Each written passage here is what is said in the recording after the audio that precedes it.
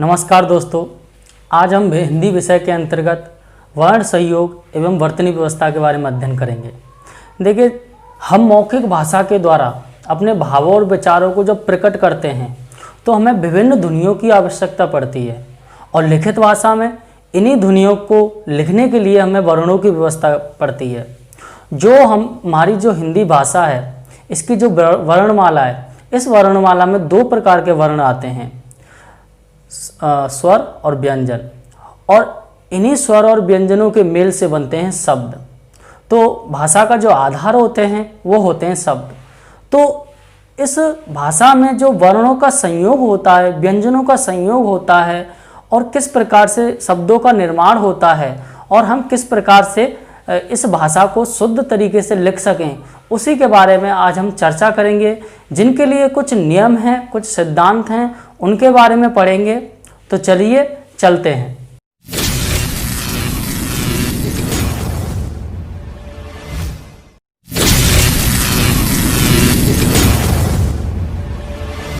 तो देखिए दोस्तों, जो हिंदी में स्वर हैं वह स्वतंत्र दुनिया है।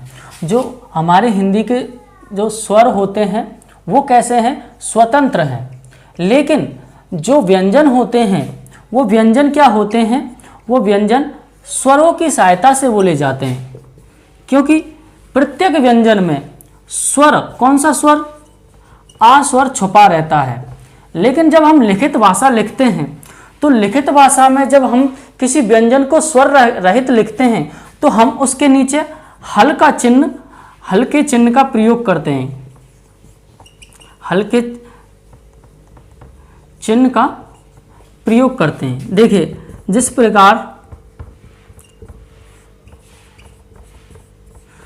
प्रकार इस चिन्ह शब्द में देखिए, जो हा है ये आ स्वर रहित है, इसलिए हमने इसमें हल्का चिन्ह प्रयोग किया है, क्योंकि ये इसमें आ का स्वर नहीं है। तो जैसे कि हम लिखें, ये हो गया आ के स्वर के बिना ये शब्द हो गया। ठीक है, कौन सा शब्द हो गया? चिन्ह। देखिए, जिस प्रकार से हमने एक शब्द ले लिया कमल, अगर हम इसको आ स्वर के साथ इनके प्रत्येक व्यंजन को निकालेंगे तो हम ऐसे लिख सकते हैं। लेकिन अगर हम इन का और मा और ला में से आ स्वर को अलग कर देंगे, तो यानी कि इनको स्वर रहित कर देंगे, तो हम इस प्रकार से लिखेंगे। देखिए, हल्का चिन्ह लगाएंगे और देखिए इसके साथ क्या जुड़ा हुआ है? आ का स्वर जुड़ा हुआ है। इसी प्रकार माँ के नीचे भी हम हल्का चिन्ह लगाएंगे और इसके नीचे भी क्या, इसमें भी क्या लगा हुआ है? कौन सा स्वर लगा हुआ है? आज आ स्वर लगा हुआ है। और ला में भी इसी प्रकार से हम आ का स्वर लगाएंगे। तो जो व्यंजन होते हैं वो बिना स्वरों के माध्यम से या फिर बिना आ स्वर के माध्यम से नहीं बोले जा सकते। लेकिन जो स्वर हैं वो स्वतंत्र ध्वनियाँ होते हैं। स्वरों को हम बिना किसी व्यंजन की सहायता से हम बोल सकते हैं। तो ये नियम नंबर फर्स्ट था। नियम नंबर फर्स्ट में ये है कि जो स्वर होते हैं वो स्वतंत्र ध्वनियाँ होती हैं, व्यंजन होते हैं वो स्वरों के बिना नहीं बोले जा सकते। लेकिन जब हम लिखित भाषा में हम व्यंजनों को स्वरों के बिना लिखते हैं तो उनके नीचे हल्के चिन्ह का प्रयोग करते हैं। जिस प्रकार उदाहरण ये है। तो इसका जो दूसरा नियम है वो ये है कि जब कोई भी स्वर किसी व्यंजन से पहले किसी शब्द में आता है तो वो अपने मूल रूप में लिखा जाता है, ना कि अपनी मात्रा के रूप में। जैसे कि हम इसमें लिख सकते हैं परिभाषा में कि जब स्वर किसी शब्द में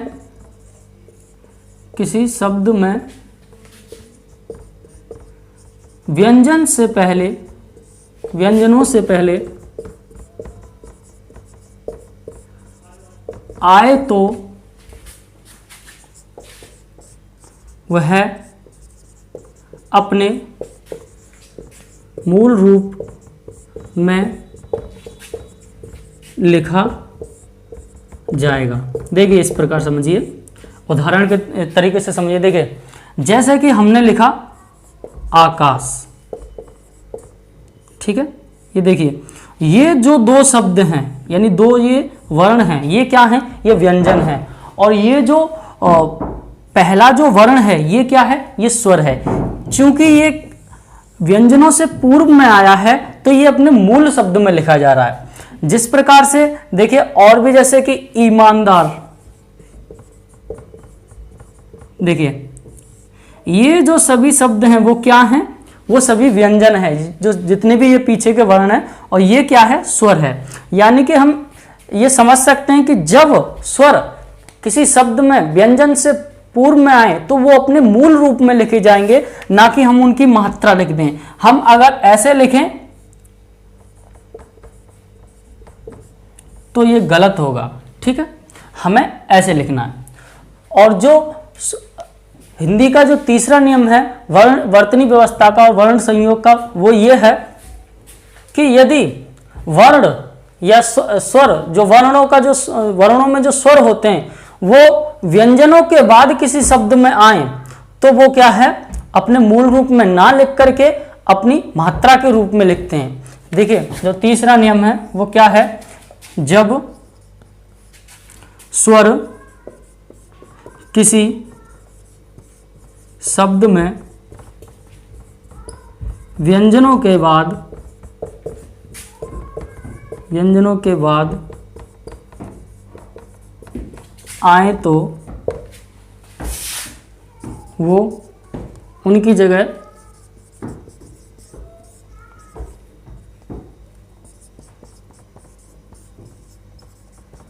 उनकी मात्राएं लिखी जाती हैं। देखिए इस प्रकार से उदाहरण में आप समझिए, जैसे कि हमने ले लिया, देखिए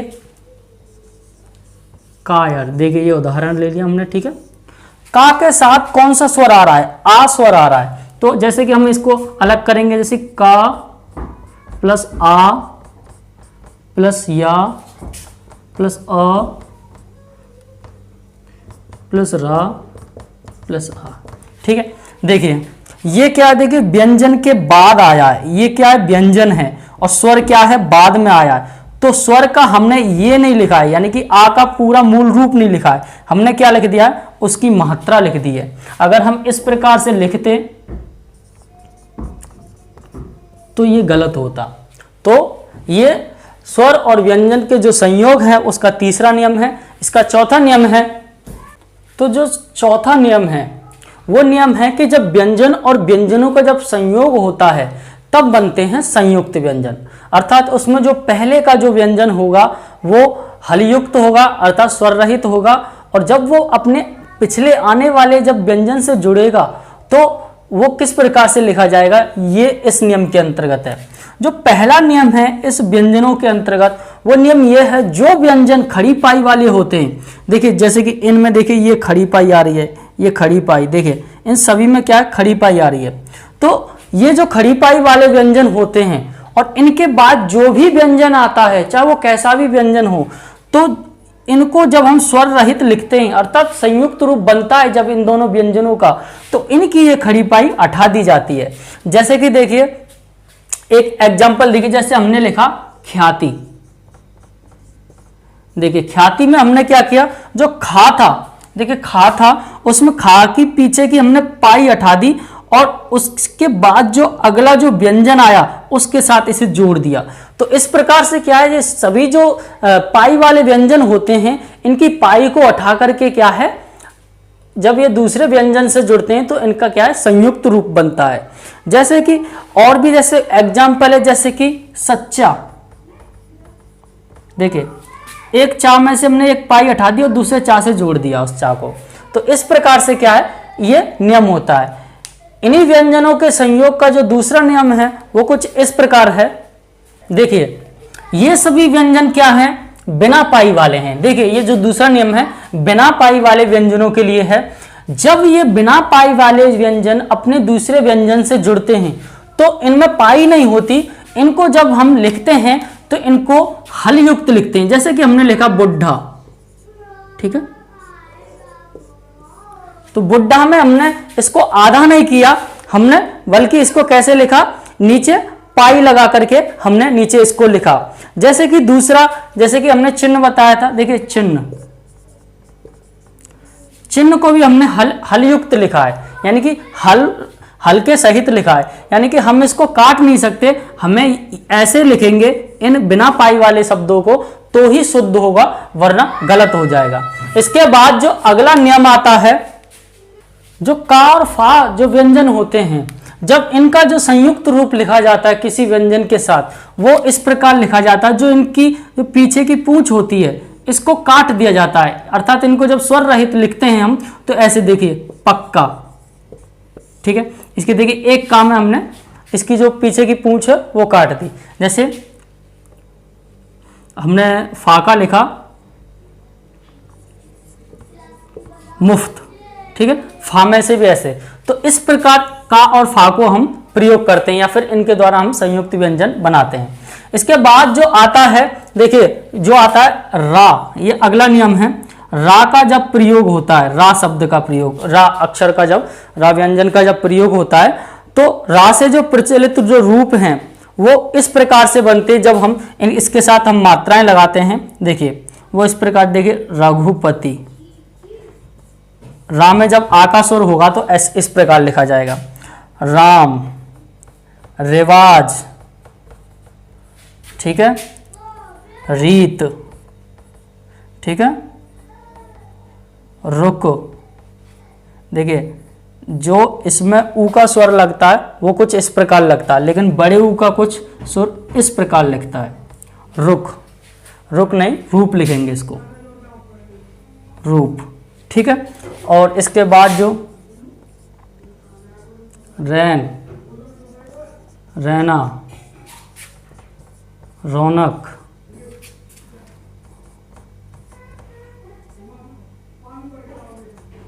रोम, ठीक है। इस प्रकार से क्या है, इनकी क्या है, जितनी भी मात्रा हैं वो इस प्रकार से हम लिख सकते हैं। इसके बाद जो रा का जो अगला नियम है, वो रा का नियम है कि जब रा का उच्चारण दो वर्णों के बीच में स्वर रहित हो तो उसके साथ हम किस प्रकार से हम रा का जो रूप है वो कैसे लिखेंगे। देखिए जैसे कि दो व्यंजन हैं और उनके बीच जो रा का जो उच्चारण हो रहा है और वो स्वर रहित है, तो वो किस प्रकार से लिखा जाएगा। देखिए धर्म, ठीक है, माँ, धा और माँ के बीच में रा का जो प्रयोग हो रहा है वो किस प्रकार से हो रहा है, वो स्वर रहित हो रहा है। तो जब हम इसको ऐसे लिखेंगे, ध अ र म, ठीक है, इस प्रकार से लिखेंगे, क्योंकि जब ये बीच में प्रयोग हो रहा है तो रा को हम ऐसे ऊपर उड़ाते हैं, ठीक है। तो ये तो होता है जब रा बीच में प्रयोग हो, रा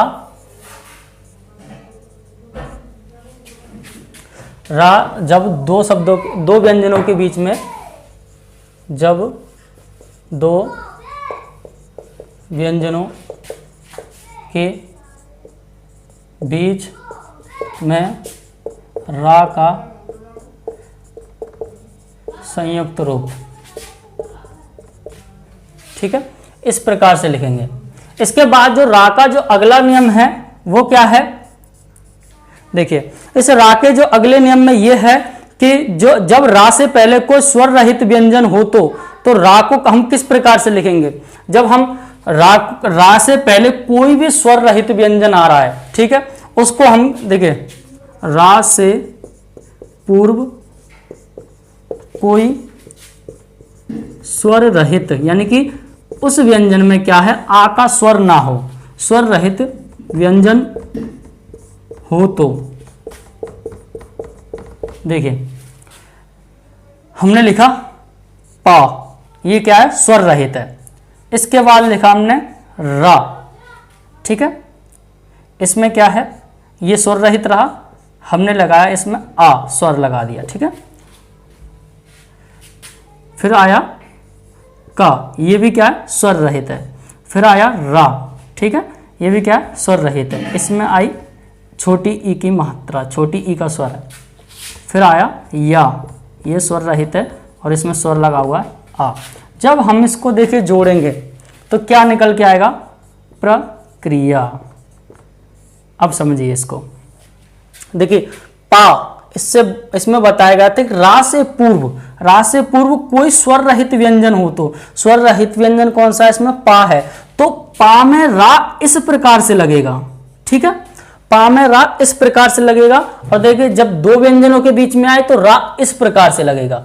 ये समझिए, इन दोनों का अंतर समझिए। जब रा से पूर्व कोई स्वर रहित व्यंजन हो तो रा नीचे लगेगा। अगर रा दो व्यंजनों के बीच में स्वर रहित हो तो रा इस प्रकार से लगेगा। देखिए क्रिया में भी देखिए, जो का से का क्या है, स्वर रहित है, और का के बाद रा आ रहा है तो का के नीचे भी रा इस प्रकार से लगेगा। ठीक है, तो ये बात आप ध्यान रखिए। इसके बाद जो अगला जो नियम है वो इस प्रकार है। देखिए टा और डा जो व्यंजन होते हैं, टा और डा ये जो व्यंजन होते हैं, इनके बाद जब हम इन व्यंजनों में क्या होता है कि यदि स्वर रहित व्यंजन ये टा और डा है तो इनके साथ हम रा का संयोग कैसे करेंगे। देखिए ये टा और डा है और ये कैसे आएंगे, स्वर रहित आएंगे, तो इनके बाद आ रहा है रा, तो हम कैसे लिखेंगे। देखिए टा आधा, ठीक है, रा प्लस आ प्लस का प्लस आ। देखिए इसको लिखिए, देखिए ट्रक। ठीक है, देखिए टा और डा में रा इस प्रकार से लगेगा। देखिए तीन प्रकार हो गए रा के, किस, एक तो ऊपर लगता है, एक नीचे लगता है और एक इस प्रकार से लगता है। ठीक है, रा के व्यंजनों के अनुरूप ही प्रयोग होता है। ठीक है, तो आप इस चीज का ध्यान रखिए। ट्रक के बाद जैसे कि जो डा का जो उदाहरण है, डा का उदाहरण कुछ इस प्रकार से होगा कि हम ड्रम लिख सकते हैं। देखिए ड्रम, ड्रम में भी कुछ इस प्रकार ही होगा। देखिए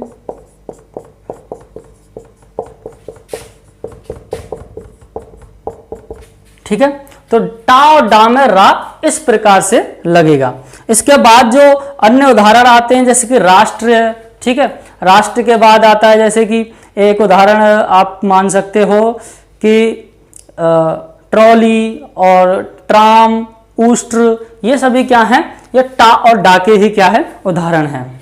इसके बाद जो शा के साथ, देखिए जो रा का प्रयोग शा के साथ होता है, इस शा के साथ जब रा जुड़ता है। ठीक है, अब किस प्रकार से जुड़ेगा कि अगर इस सा के साथ रा का जो संयोग होता है तो रा को हम कैसे लिखते हैं। देखिए इसको तो हम जानते ही हैं, इन दोनों के वर्ण से एक संयुक्त व्यंजन बनता है, और वो कौन सा बनता है, इस प्रकार बनता है। तो हम इसके तो कई सारे उदाहरण देखिए, श्री, श्रवण, ठीक है, और भी कई उदाहरण हो सकते हैं। जैसे कि आप मान के चलिए, जैसे कि श्रुति, श्रम, परिश्रम। ठीक है, श्रुति, श्रम। ठीक है, तो इन दोनों से तो एक ये संयुक्त व्यंजन बनता ही है जो हमारी वर्णमाला में भी आता है। इसके बाद जो ये रा का प्रयोग अगर हम इसके साथ करें, ठीक है, इस वाले सा के साथ करें तो किस प्रकार से करेंगे। देखिए इस सा के साथ जब हम रा का प्रयोग करते हैं तो इसका जो रूप बनता है वो इस प्रकार से बनता है। ठीक है, जैसे कि हम लिख सकते हैं स्रोत। ठीक है, इस प्रकार से हम लिख सकते हैं स्रोत। ठीक है, और हम लिख सकते हैं इसमें एक एग्जाम्पल और, जैसे कि शस्त्र लिख सकते हैं, और इसके साथ लिख सकते हैं हम अस्त्र लिख सकते हैं, वस्त्र लिख सकते हैं, सहस्त्र लिख सकते हैं। तो वो इस प्रकार से ही लिखे जाएगा। ठीक है, सा के नीचे हम ऐसे लिख सकते हैं। ठीक है, स्रोत, शस्त्र में ऐसे जुड़ जाएगा, शस्त्र। ठीक है, इस प्रकार से क्या है, इसका प्रयोग होगा। देखिए हिंदी वर्णमाला में जो स्पर्श व्यंजन हैं, और स्पर्श व्यंजनों में जो पांचों वर्ग हैं, का वर्ग, चा वर्ग, ता वर्ग और पा वर्ग और टा वर्ग, इन पांचों वर्गों के जो अंतिम जो पंचमाक्षर हैं, रा, ना, ना, ना, मा, ठीक है, ये पांचों पंचमाक्षर जब ये अपने ही वर्ग के किसी अक्षर यानी किसी व्यंजन के साथ स्वर रहित, यानी कि इनमें स्वर नहीं होता है, जब प्रयोग होते हैं तो ये क्या बन जाते हैं, ये बन जाते हैं नासिक के, यानी कि अनुस्वार बन जाते हैं। ठीक है, और इनका प्रयोग किस प्रकार से होता है, देखिए हम लिखें जैसे कि का के साथ अगर हम रा का प्रयोग करें तो हम जैसे कि कंगन लिखें, देखिए कंगन हम लिख सकते हैं। देखिए जब ये नासिक हो जाएगा, कंगन हम इस प्रकार से लिख सकते हैं एक तो, ठीक है, ये देखिए ये अनुस्वार की ही बिंदी है, लेकिन देखिए जो कंगन ये नासिक के और नासिक के ये बन जाता है जब स्वर रहित आ जाता है, तो हम कंगन को हम ऐसे भी लिख सकते हैं। ठीक है, देखिए इस प्रकार से भी हम लिख सकते हैं। उसी प्रकार से देखिए चंचल, चंचल हम ऐसे लिखते हैं नासिक की बिंदी, अनुस्वार की बिंदी लगा करके, लेकिन हम चंचल के साथ जब ये नासिक हो रहा है तो हम इसको भी क्या है, इस प्रकार से लिख सकते हैं। उसके बाद जो देखिए झंडा हम ऐसे लिखते हैं। ठीक है, देखिए झा झंडा इसी वर्ग में आता है, वो सॉरी जो डा आता है वो इसी वर्ग का होता है। अब ये इसके साथ आ रहा है तो कैसे होगा, इस प्रकार से लिख जाएगा। ठीक है, इसके बाद जो ता आता है, ता वर्ग में जो ना आता है, देखिए पतंग।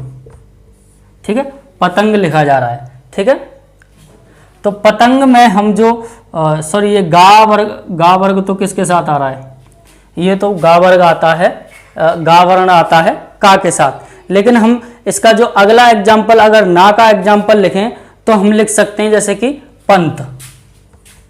ठीक है, पंथ हम ऐसे लिखते हैं, लेकिन हम पंथ ऐसे भी लिख सकते हैं। देखिए ये नासिक के हो गया। इसके बाद पा के साथ जो वर्ण आता है वो हम जैसे कि पंप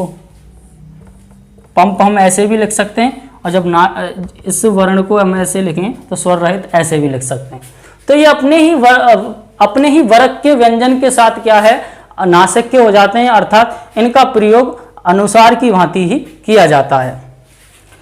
और इनके अलावा जब किसी शब्द में क्या है, दो पंचमाक्षर आ जाते हैं और जिसमें क्या है, पहला क्या है स्वर रहित होता है, तो हम उसको इस बिंदी के तौर पर नहीं लिखेंगे, अर्थात अनुस्वार की भांति नहीं लिखेंगे, हम उसे उसी के मूल रूप में स्वर रहित लिखेंगे। देखिए जैसे कि देखिए ना और मां दोनों क्या हैं, पंचमाक्षर हैं और दोनों एक साथ आ गए, लेकिन हम ऐसे लिख सकते हैं, नहीं लिख सकते। हम इसको मूल रूप में इसी प्रकार लिखेंगे, जन्म में ना का मूल रूप ही लिखेंगे, लेकिन उसको स्वर रहित लिखेंगे। तो इस प्रकार इस चीज का भी आप ध्यान रखिए। देखिए आगत ध्वनिया और नुक्ता प्रयोग के बारे में भी हम बताएंगे। उससे पहले एक चीज समझिए, जो या वा और टा होते हैं, अगर इनसे पहले कोई पंचमाक्षर आ रहा है और वह स्वर रहित है, तो हम क्या करेंगे, हम उसको अनुस्वार की भांति बिंदी नहीं लगाएंगे, हम उसको उसी के मूल रूप में स्वर रहित लिखेंगे। जैसे कि अन्य, देखिए अन्य में हम ना की जगह बिंदी लगाएं तो पूरा अर्थ का अनर्थ हो जाएगा, इसलिए हमने इसका मूल रूप लिखा जो पंचमाक्षर अन्य है। ठीक है, तो तुम्हारा, ठीक है, ठीक, देखिए तुम्हारा में देखिए जो मां है, हम उसका क्या है, हम बिंदी नहीं लगा सकते, इसलिए क्या है, हमने इसका पूरा का पूरा क्या है, मूल रूप लिखा है, लेकिन स्वर रहित लिखा है। इसी के साथ देखिए जो अगला है, जैसे कन्हैया, ठीक है, तो हम क्या है, इनके क्या है, मूल रूप लिखेंगे, क्योंकि ये सभी क्या हैं, जितने भी ये वर्ण आते हैं स्पर्श व्यंजनों के बाद के, जितने भी संयुक्त व्यंजन हो या फिर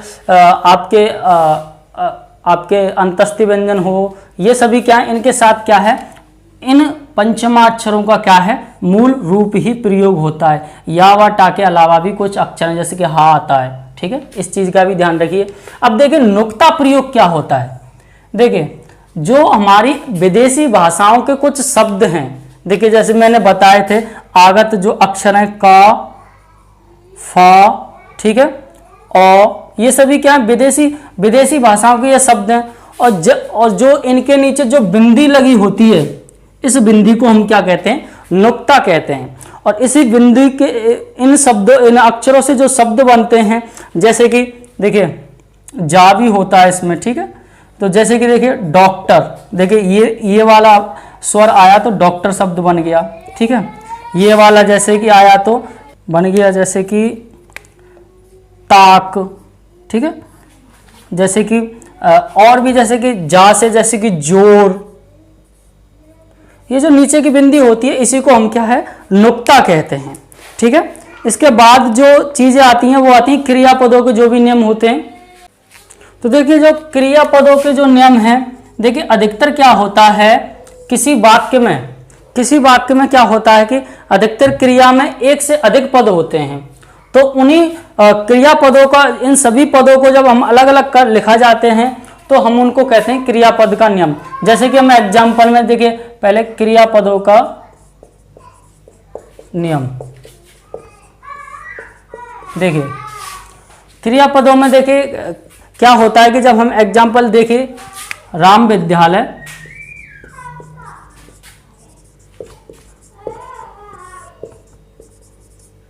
पहुंच गया होगा। देखिए इसमें देखिए अधिकतर क्या है एक से अधिक क्रियाएं, देखिए पहुंचना भी क्रिया है, गया भी क्रिया है और होगा भी क्रिया है। देखिए तो इस प्रकार से क्या है क्रियापदों का नियम होता है। लेकिन इन ये चाहे कितनी भी क्रियाएं आ जाएं इनको हम एक साथ नहीं लिखेंगे, अलग अलग लिखेंगे। देखिए पहुंच अलग लिखा है हमने, गया अलग लिखा है और होगा अलग लिखा है, ये सभी क्या है क्रियाएं, ठीक है। इसके बाद आता है देखिए जो विभक्ति चिन्हों का जो प्रयोग होता है। देखिए संज्ञा शब्दों के साथ आने वाले जितने भी विभक्ति चिन्ह को अलग लिखा जाता है तथा सर्वनाम के साथ आने पर उसे मिलाकर लिखा जाता है। देखिए जब हम संज्ञा शब्द का जब प्रयोग करते हैं, देखिए हम लिखते हैं जैसे कि विभक्ति चिन्हों का प्रयोग, एक एक करके समझिए आप। विभक्ति चिन्हों का प्रयोग, देखिए जब ये विभक्ति चिन्ह संज्ञा के साथ आएंगे तो इनको हम अलग लिखेंगे, लेकिन सर्वनाम के साथ आएंगे तो इनको हम उस सर्वनाम से जोड़ के लिखेंगे। देखिए राम ने खाना खाया, देखिए राम क्या है संज्ञा है, तो संज्ञा के साथ जो ने विभक्ति आई है उसको अलग लिखा गया है। अगर हम इसको उसने खाना खाया तो देखिए उस क्या है, उस सर्वनाम है, तो उसके साथ जो ने चिन्ह आया है विभक्ति का उसको हम जोड़ के लिखेंगे। तो इस प्रकार से क्या है सर्वनाम के साथ ही इन विभक्ति चिन्हों को जोड़ा जाता है। और सर्वनाम के साथ यदि दो विभक्ति चिन्ह आए तो पहला जो पहले को मिला करके तथा दूसरे को अलग लिखा जाता है। देखिए सर्वनाम के साथ देखिए उसके लिए फल लाओ, देखिए जो एग्जाम्पल है जो सर्वनाम के साथ दो विभक्ति चिन्ह आ जाएं, ठीक है, जैसे कि उसके पहले को तो हम मिला देंगे लिए, ठीक है, लिए भी क्या है विभक्ति है, उसके लिए फल लाओ, ठीक है। तो दो विभक्ति चिन्ह आए तो पहले को हम जोड़ के लिख देंगे सर्वनाम के साथ और दूसरे को हम अलग लिखेंगे। देखिए या एवं वा में ये चीज और ध्यान रखनी है कि इनका जो मान्य रूप होता है हमें क्या है उसी का प्रयोग करना चाहिए। देखिए किए ये क्या है अमान्य रूप है, हमें किए इस प्रकार से लिखना चाहिए, नहीं हमें इस प्रकार से नहीं, हमें इस प्रकार से लिखनी है। हुआ में देखिए वा का प्रयोग नहीं आ का प्रयोग होता है, लिए में हम ऐसे नहीं लिखना चाहिए, हमें ऐसे लिखना चाहिए।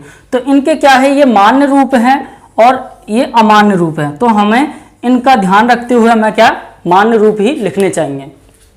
चंद्र बिंदु के बारे में और एक चीज ध्यान रखिए, चंद्र बिंदु क्या है अनुनासिक वर्ण है, यानी कि अनुनासिक स्वर है और ये नाक और मुख से दोनों प्रकार से क्या है बोला जाता है। तो जब ये किसी ऐसे स्वर के साथ बोला जा रहा है जिसके सिरोरेखा के ऊपर कोई मात्रा नहीं है तब तो हम चंद्र बिंदु लगाएंगे, ठीक है। जैसे कि हम लिख सकते हैं अंगूठी, ठीक है, देखिए अंगूठी, देखिए इसके ऊपर कोई सिरोरेखा के ऊपर कोई मात्रा नहीं है। और चंद्र बिंदु की एक और खासियत है कि ये स्वर और व्यंजन दोनों के साथ प्रयोग होता है। तो अंगूठी में क्या है हम इस प्रकार से लगाएंगे, लेकिन इसके सिरोरेखा के ऊपर कोई मात्रा वाला स्वर आ जाता है तो हम क्या है वहां पे सिर्फ बिंदु ही लगाते हैं। जैसे कि देखिए ये गेंद में देखिए बिंदु ही लगाएंगे, हम चंद्र बिंदु नहीं लगाएंगे। तो इस चीज का ध्यान रखिए, अगर सिरों रेखा के ऊपर कोई मात्रा वाला शब्द है या फिर कोई मात्रा वाला स्वर है तो बिंदी ही लगेगी। अगर कोई ऊपर सिरों रेखा के ऊपर कोई मात्रा नहीं है तो पूरा चंद्र बिंदी लगेगी। इसके बाद जो संयुक्त व्यंजन होते हैं जैसे कि छ, त्र, ज्ञ और स्र, ये देखिए सभी क्या होते हैं, ये संयुक्त व्यंजन होते हैं। और इन संयुक्त व्यंजनों को का जब हम प्रयोग करते हैं, अर्थात इन संयुक्त व्यंजनों का जब निर्माण होता है तो ये दो व्यंजनों के मेल से होता है। तो अकारांत और आकारांत शब्दों के बहुवचन में जब ओकारांत रूप अनुस्वार युक्त होता है, जैसे कि रेल, रेलों, ठीक है, पहाड़, पहाड़ों, लड़का, लड़कों आदि। जैसे रेल का जो अंत हो रहा है वो अकारांत से हो रहा है, यानी कि छोटे आ के स्वर के अंत से हो रहा है। तो जब हम इसका जब प्रयोग हम बहुवचन में करेंगे तो ये ओकारांत अनुस्वार हो जाएगा। देखिए रेलों, ठीक है, ओकारांत, देखिए अनुस्वार की बिंदी भी आ गई, तो इस प्रकार से हो जाएगा। इसके बाद आकारांत भी होता है, जैसे कि हम लिखें लड़का, ठीक है, लड़का लिखें, देखिए इसका अंत किससे हो रहा है, आकारांत से हो रहा है, आ के स्वर से अंत हो रहा है इस शब्द का। तो इसको जब हम लिखेंगे तो इसका भी क्या हो जाएगा, ओकारांत ही हो जाएगा। देखिए लड़कों, ओकारांत कैसा हो जाएगा, अनुस्वार हो जाएगा। देखिए हो गया ना, देखिए अनुस्वार की बिंदी भी आई और ओ से यानी कि ओकारांत हो गया, ओ की मात्रा आ रही है अंत में, ठीक है, ये भी ओकारांत हुआ और ये भी ओकारांत हुआ। तो इस प्रकार से अब देखिए जो ये संयुक्त व्यंजन होते हैं, संयुक्त व्यंजन को जब हम ये इनका निर्माण कुछ इस प्रकार से होता है। देखिए त्र, ज और स्र, ठीक है। अगर कोई ऐसे स्वर आ रहे हैं या ऐसे व्यंजन आ रहे हैं तो हमें ऐसे नहीं लिखने हैं। इन व्यंजनों का, इन संयुक्त व्यंजनों का प्रयोग हम इन्हीं रूपों में करेंगे। अगर हम लिख रहे हैं त्रिशूल, ठीक है, तो त्रिशूल हम ऐसे ही लिखेंगे, ना कि हम ऐसे लिखें, ठीक है, त्रिशूल हम ऐसे नहीं लिख सकते। हमें जब इन वर्णों के संयुक्त रूप का जो अक्षर बना है उसी अक्षर का प्रयोग करके हमें शब्द को लिखना है। देखिए जो त्रिमूलक जो अक्षर होते हैं वो या और वा होते हैं। देखिए त्रिमूलक या और वा होते हैं। देखिए इनका जो इनके जो अंत होता है, यानी कि ये शब्द जब किसी शब्द के अंत में आते हैं तो उनका जो नया शब्द बनता है, देखिए जो हम नई लिखेंगे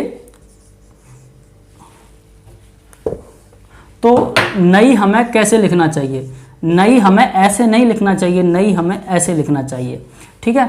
हुआ हमें ऐसे नहीं लिखना, ऐसे लिखना चाहिए, ना कि ऐसे लिखना चाहिए, ठीक है। ये सभी क्या है, या और वा के कुछ क्या है, त्रिमूलक कुछ नियम हैं, यानी कि इनको हमें शुद्ध प्रयोग में ही लिखना चाहिए, यानी कि शुद्ध क्या है, भाषा में ही लिखना चाहिए। इसके बाद ए और ओ के संबंध में कुछ नियम है। देखिए जो देखिए ये होता है ना ए और ओ, देखिए हम लिख देते हैं, देखिए कौवा लिख देते हैं, कौवा, ये क्या है, गलत है, हमें लिखना चाहिए कौवा, ऐसे लिखा जाएगा, ठीक है। इसके बाद जो भैया, ठीक है, हम कैसे लिख देते हैं, ऐसे लिख देते हैं, लेकिन ऐसे नहीं लिखना चाहिए, हमें ऐसे लिखना चाहिए। तो ये क्या है, ये शुद्ध रूप है। तो इस प्रकार से हमें क्या है, ए और ओ का, देखिए ये ध्यान रखिए, इसमें ओ का उदाहरण था ये, और ये किसका था, ए का उदाहरण था। तो हमें इस प्रकार से इन चीज़ों का भी ध्यान रखना चाहिए। इसके बाद जैसे कि इसमें अन्य उदाहरण है, जैसे कि मैया, पैसा, ये सभी क्या है, बड़ी ए के ही स्वर के शब्द हैं। इसके बाद जो कुछ धा और धा के रूप में जो अंतर होता है, यानी कि इसमें क्या है, रूप में जो समानता के कारण क्या है, बच्चे क्या है, अशुद्धियां कर जाते हैं। देखिए इस चीज को भी समझिए। देखिए एक होता है ध्या, ये होता है ध्या और ये होता है धा, ठीक है। ये वर्ण होता है, ये होता है संयुक्त, ये बनता है दा और या के मेल से बनता है, ठीक है। और ये एक व्यंजन होता है, ये स्पर्श व्यंजन होता है, ये इस प्रकार से लिखा जाता है। देखिए बच्चे क्या करते हैं, अगर ये बच्चे विद्यालय ऐसे लिख देते हैं कभी कभी विद्यालय, जबकि हमें ये ऐसे नहीं लिखना चाहिए, विद्यालय हमेशा ऐसे ही लिखा जाएगा, इसमें इस वाले ध्या का प्रयोग होगा, ठीक है। तो इस चीज में भी क्या है, बच्चे क्या है मिस्टेक करते हैं ध्या और धा में, तो ये चीज भी ध्यान रखनी चाहिए। इसके बाद जो अगला आता है कि कभी कभी ध्या और ध्या की भांति उच्चारण करने के कारण भी अशुद्धि हो जाती है, और इसके प्रति भी सावधान रहना चाहिए। जैसे विद्यालय, देखिए एक होता है ध्या और एक होता है ये ध्या, ठीक है। इन दोनों में भी क्या है बच्चे मिस्टेक कर जाते हैं। विद्यालय अगर वो ऐसे नहीं लिख रहे हैं तो विद्यालय को वो ऐसे लिख देंगे, ठीक है। तो यहाँ पर भी क्या है बच्चे मिस्टेक कर रहे हैं, तो इस चीज को भी क्या है उन्हें ध्यान रखना चाहिए। या फिर वो विद्या लिख रहे हैं तो विद्या बच्चे क्या है, क्योंकि इनका जो उच्चारण है वो कुछ समान सा है, तो बच्चे क्या है मिस्टेक कर देते हैं, लेकिन विद्या हमें ऐसे ही लिखना चाहिए, ठीक है। ये कुछ नियम है, कुछ हिंदी भाषा के अंतर्गत भाषा को शुद्ध लिखने के लिए ये कुछ नियम है। जो द्वैत व्यंजन होते हैं जैसे ता और त और चा और चा और ड़ा आदि को इस प्रकार लिखना चाहिए जैसे सत्ता, पत्ता, बच्चा, कच्चा, लड्डू। देखिए द्वैत व्यंजन उन्हें कहते हैं जब दो एक जैसे शब्द जिसमें क्या है एक स्वर रहित होता है और एक स्वरयुक्त होता है। जैसे कि देखिए मैं समझा चुका हूँ, वैसे द्वैत व्यंजन आपको वर्णमाला भाषा एवं उसके विकास के अंतर्गत देखिए सत्ता, देखिए सत्ता में ये ता है, हम इस प्रकार से लिखेंगे, देखिए पत्ता, ठीक है, कच्चा।